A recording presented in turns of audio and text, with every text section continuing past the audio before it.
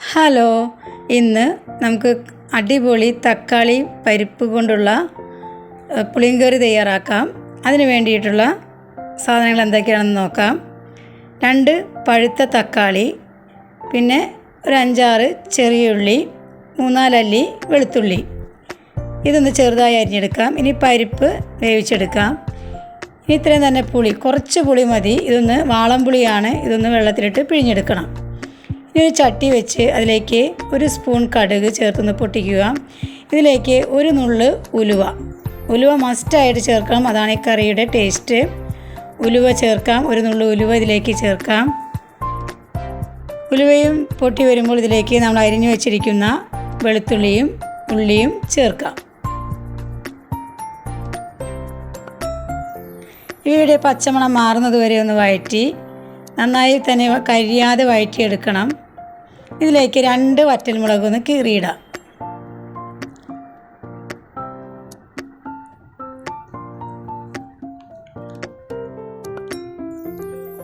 വറ്റൽമുളക് കീറിയിട്ടതിന് ശേഷം നമ്മൾ ഇടിയൻ മുളകാണ് ഇതിലേക്ക് ചേർക്കുന്നത്. ക്രഷ് ചെയ്ത മുളകാണ് ചേർക്കുന്നത്. അധികം പൊടിച്ച മുളകല്ല, ഒന്ന് ക്രഷ് ചെയ്ത മുളക് കൂടി ഇതിലേക്ക് ചേർക്കുന്നു.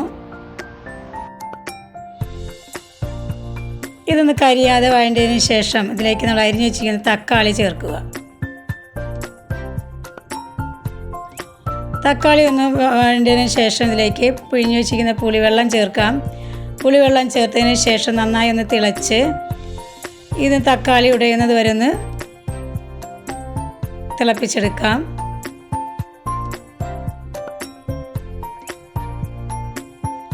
ഇനി ആവശ്യത്തിന് ഉപ്പ് ചേർക്കാം. ഉപ്പും ചേർത്ത് ഇത് നന്നായി ഒന്ന് തിളച്ച് തക്കാളി ഉടയുന്നത് വരെ ഒന്ന് തിളപ്പിച്ചെടുക്കണം. അതിനുശേഷം നമ്മൾ വേവിച്ച് വെച്ചിരിക്കുന്ന പരിപ്പ് ഇതിലേക്ക് ചേർക്കാം. പരിപ്പ് ഒരുപാട് വെന്ത് പോയാൽ കുഴഞ്ഞു പോകും. കുഴഞ്ഞ പരുവത്തിലാകരുത്.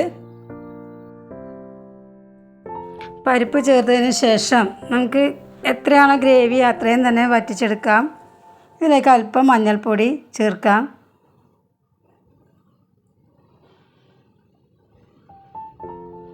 ഒട്ടും ഗ്രേവി വേണ്ട എങ്കിൽ നമുക്കൊന്ന് വറ്റിച്ചെടുക്കാവുന്നതാണ്. പക്ഷേ ചോറിനൊക്കെ ആകുമ്പോൾ കുറച്ച് ഗ്രേവിയോട് കൂടി തന്നെയാണ് നല്ലത്. ചപ്പാത്തിക്കും ഇടിയപ്പത്തിനും പറ്റിയൊരു കറിയാണ്. ഉണ്ടാക്കി നോക്കൂ. കറി ഒരിക്കലെങ്കിലും ഉണ്ടാക്കി നോക്കൂ. നിങ്ങൾക്ക് ഇഷ്ടപ്പെട്ടെങ്കിൽ ലൈക്ക് ചെയ്ത് സബ്സ്ക്രൈബ് ചെയ്യണേ.